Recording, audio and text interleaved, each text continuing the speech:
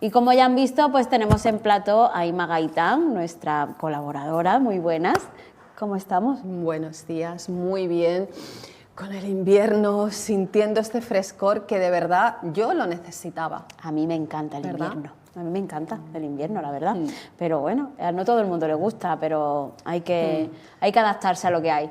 Claro, yo creo que es importante vivir las estaciones y realmente cuando estás en invierno y hace demasiada calor, el cuerpo no pasa tampoco por ese proceso que implica el invierno y entonces como que nos perdemos algo y se nota mucho a nivel no solamente energético, sino a nivel físico, de tus órganos vitales. Entonces un poquito de frío viene bien, sobre todo para el sistema inmune. Eso vamos a hablar, ¿no? Vamos a hablar de cómo pues con cada estación del año, yo sé que tú adaptas la práctica a la estación, en este caso lo que comentábamos antes de empezar, ese yoga de invierno, porque no solo a la práctica tienes que adaptar, hay que adaptarla a la estación, sino también todo nuestro sistema, todo nuestro cuerpo, nuestra alimentación, nuestros hábitos al fin y al cabo, ¿no? Sí. Para mí ahora, por ejemplo, que llevamos 4 días de invierno, ¿verdad? Sí. Es cuando es el momento de decir, estamos en invierno, hay que escuchar un poco qué nos pide nuestro cuerpo y sobre todo fijarnos en la naturaleza, porque ella siempre nos va a dar las pautas para hacernos de espejo.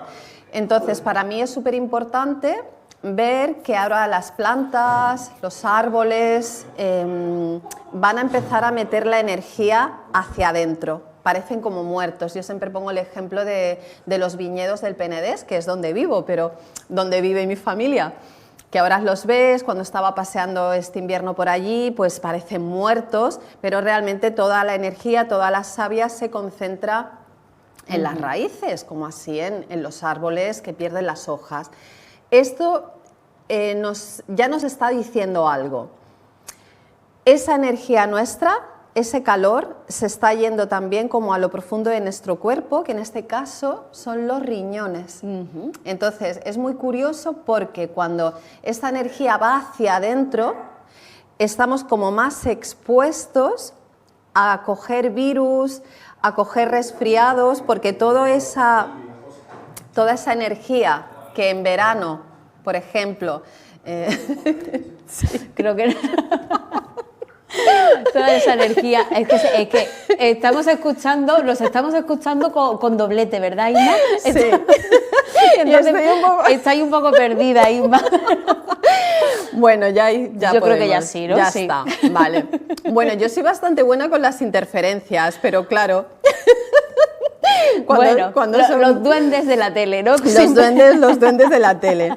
Bien, entonces venga, porque esto que digo es muy interesante y la verdad cuando lo entendemos lo podemos usar a nuestro favor para tener mejor salud. Estaba diciendo que la energía vital de nuestro cuerpo en verano está hacia afuera. Y lo vemos porque tenemos ganas de salir, porque bueno, estamos ahí como a tope. Pero en invierno esta energía se recoge hacia adentro y lo sentimos pues porque no tenemos tanta vitalidad, a lo mejor no tenemos tantas ganas de hacer cosas y como que invita más a ir hacia adentro.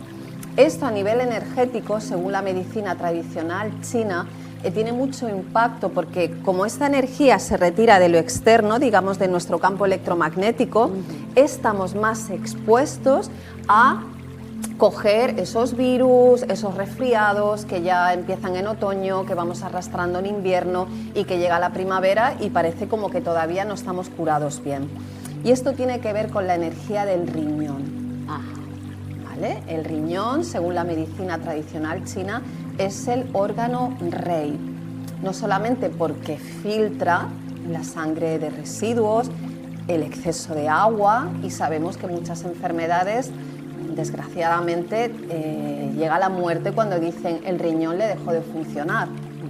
O sea que realmente es uno de los órganos más importantes del cuerpo y ahora en invierno hay que tener especial atención con ellos y mantener la zona lumbar caliente.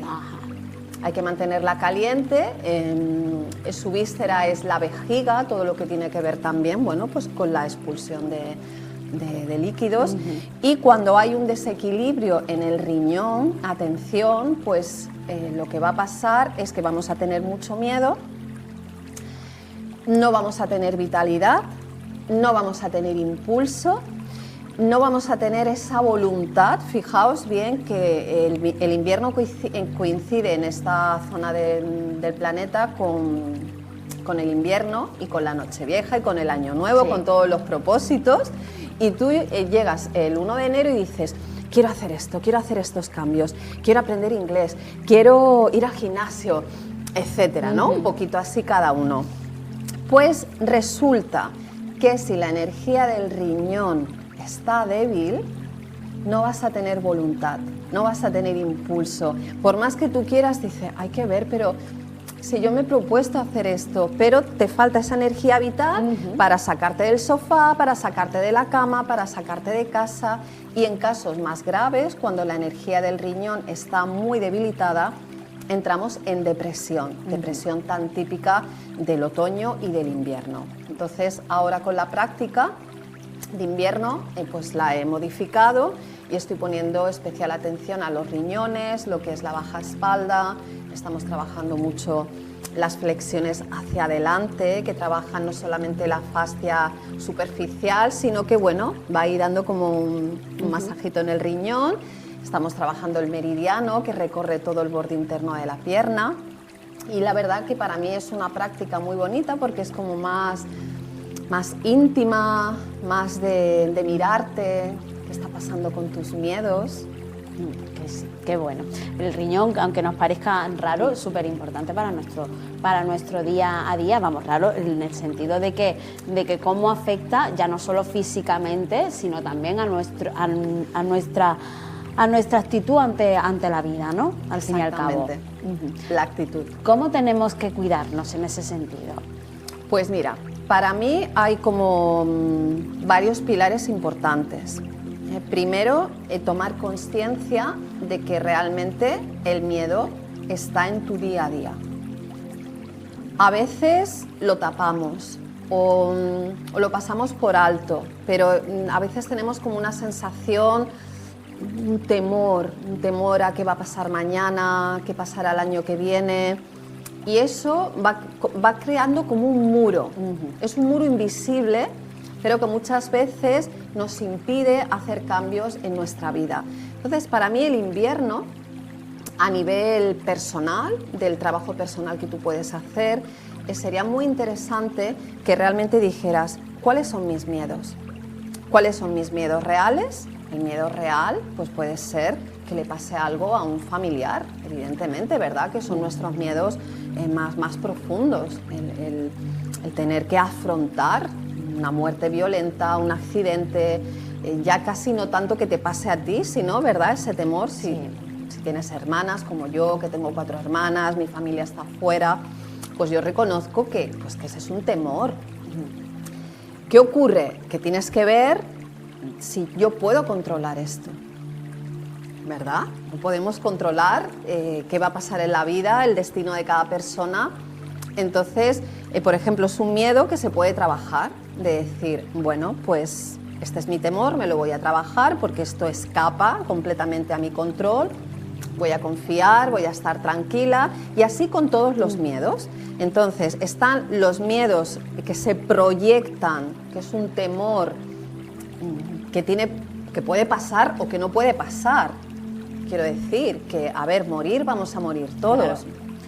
Pero la actitud, ¿no? Como decíamos la antes. Actitud es decir, bueno, pues mira, como es un tema muy recurrente de la humanidad, este miedo a la muerte, pues bueno, pues con respecto a la mía, pues yo voy a hacer todo lo posible por cuidarme, por tener cuidado, quiero decir, pero con respecto a mis seres queridos, pues voy a confiar pues que tengan una muerte dulce, que eso es lo que yo quiero para mi familia. Entonces, es un miedo que ya, bueno, está, pero lo puedes controlar, entre comillas, ¿no? Otra cosa, imagínate personas que se obsesionan más con su ser querido o con sus hijos, que les va a pasar algo, ten cuidado con esto, ten cuidado con lo otro.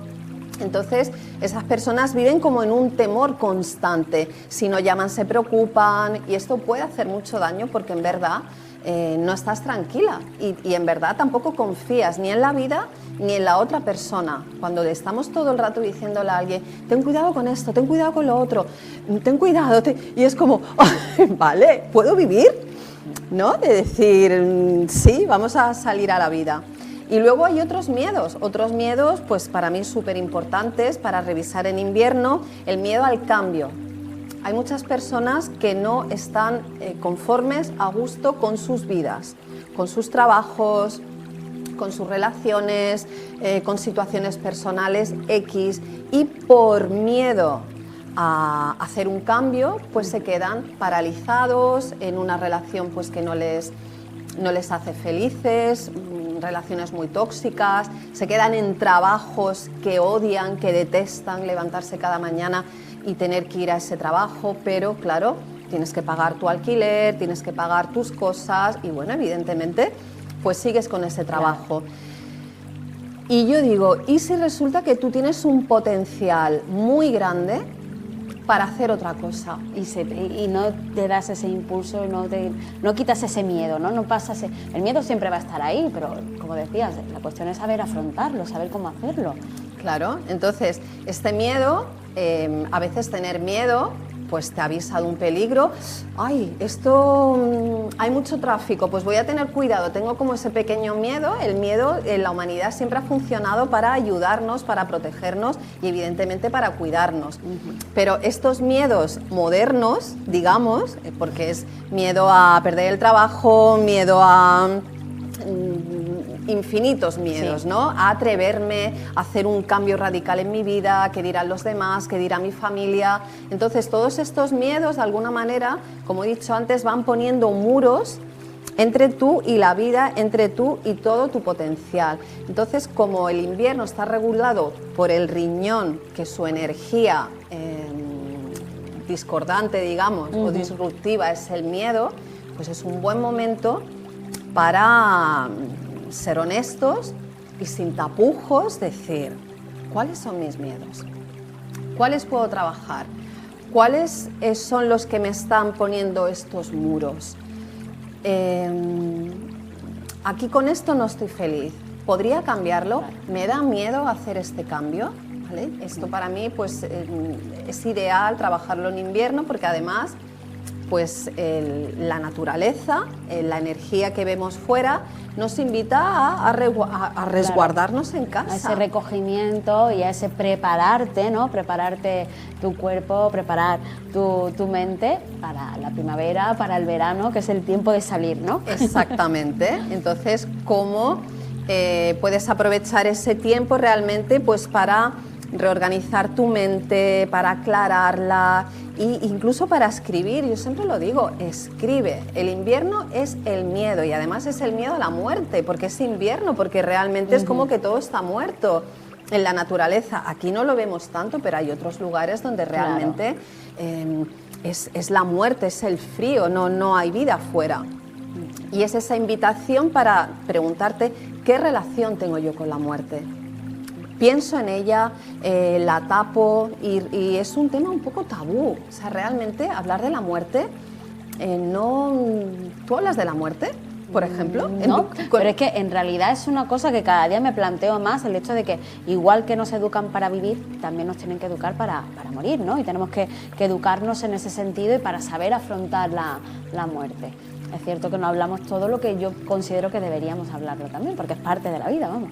Pues tú lo has dicho, Marité, no nos preparan para morir y yo creo que es una asignatura pendiente que tiene esta sociedad, porque bueno, como historiadora que soy, pues sé que el miedo ha sido un arma, por llamarlo de alguna manera, que muchos sistemas políticos y religiosos han usado para controlar y manipular a la sociedad, a tu individuo, al individuo, crear este temor, este miedo. Se ha hecho de múltiples maneras durante la historia. Entonces, la muerte es por ejemplo, la religión, ¿verdad? Que antes, ahora ya no tanto, ¿no? Pero ese miedo si haces algo malo vas a ir al infierno. Esto ahora parece que nos queda muy lejos, pero durante décadas ese miedo a que Dios te castigue ha manipulado completamente tu vida, tu libertad, tus acciones. Entonces, el temor a Dios a mí me parece algo impresionante y que durante siglos y siglos la religión ha usado para controlarnos y para crear este temor. Y el poder político también. Entonces, es un tema que si la sociedad perdiera el miedo, alguno de los miedos, pues no aceptaríamos cosas que sin este temor tú dirías, pero ¿qué? Ya. En masa diríamos, esto, si yo no tengo miedo, yo esto porque lo voy a aceptar. Entonces, este es un temazo realmente, porque está el miedo pequeño tuyo individual, de tu día a día y tus cositas, pero luego está el miedo general, de alguna manera lo hemos vivido en los últimos años. Sí, con todo el tema de pandemia y demás, sí. Que es un tema, ¿verdad? Nuestras libertades, pero claro, si todo el mundo tiene miedo a morir, a contagiarse, pues dices, pues yo lo acepto todo.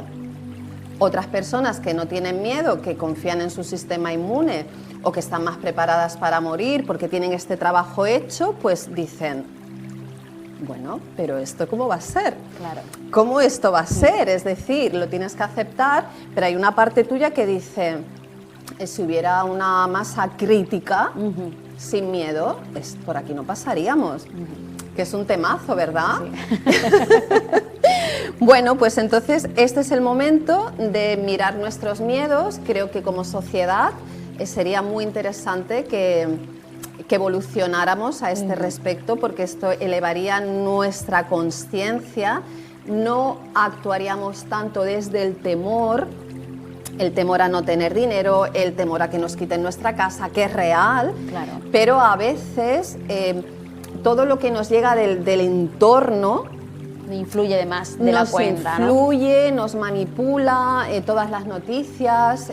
Fíjate que todos los telediarios en general no te dejan un buen cuerpo, ¿verdad? Claro, porque vende más lo malo que lo bueno, siempre se ha dicho Mucha eso. gente diría, yo creo que me voy a quedar en mi casa, yo no salgo a la puerta de la calle y voy a intentar no gastar dinero, voy a llenar la nevera, Es así, es que funciona así, porque te dan ese temor. Entonces, cuando vives en el día a día, estás presente, no te dejas influenciar tanto por las noticias externas, que yo no digo que esté mal estar informado, pero tienes que ver también si lo que está pasando en China o lo que está pasando en un país que ni siquiera sabes poner el dedo en el mapa, pues si eso va a condicionar tanto tu vida. Yo me preocuparía más, pues qué pasa en mi ciudad, qué pasa en mi barrio, ver cómo puedo colaborar. Entonces, como te decía al principio, el invierno pues viene muy bien para revisar todo esto, porque la cuestión del miedo es universal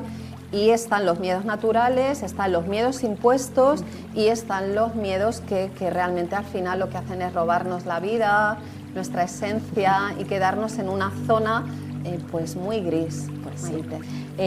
Con motivo de este invierno también la práctica de yoga la adaptas el horario, porque muchas veces uno piensa, igual no se practica, no sueles hacer la primera hora de la mañana, pero tú yo sé que mantienes el horario de tus prácticas de yoga. Sí. Más fresquitas, pero ahí está. Sí, porque mis prácticas son al amanecer y al atardecer, las del aire libre.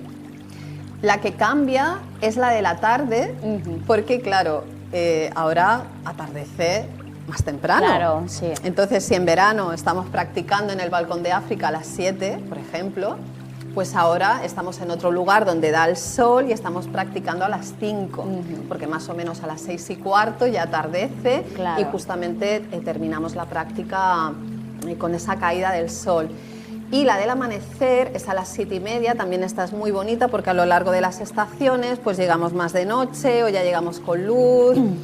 Y sí que es verdad que la de la mañana es un poco más intensa porque hace más frío, Y bueno, yo pienso que los glóbulos blancos ahí del sistema inmune activan, es como, ¿no?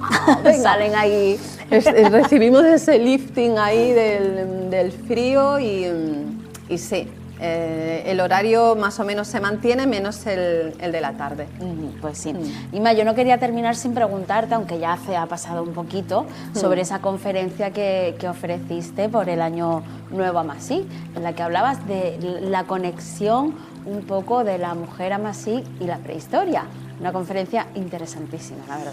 Sí, pues estoy en plenos estudios y en plena investigación porque me encanta coger culturas aparentemente inconexas en el tiempo y sobre todo en el lugar geográfico y buscar similitudes, nexos. Entonces, claro, yo estoy muy interesada en culturas matrifocales y matrilineales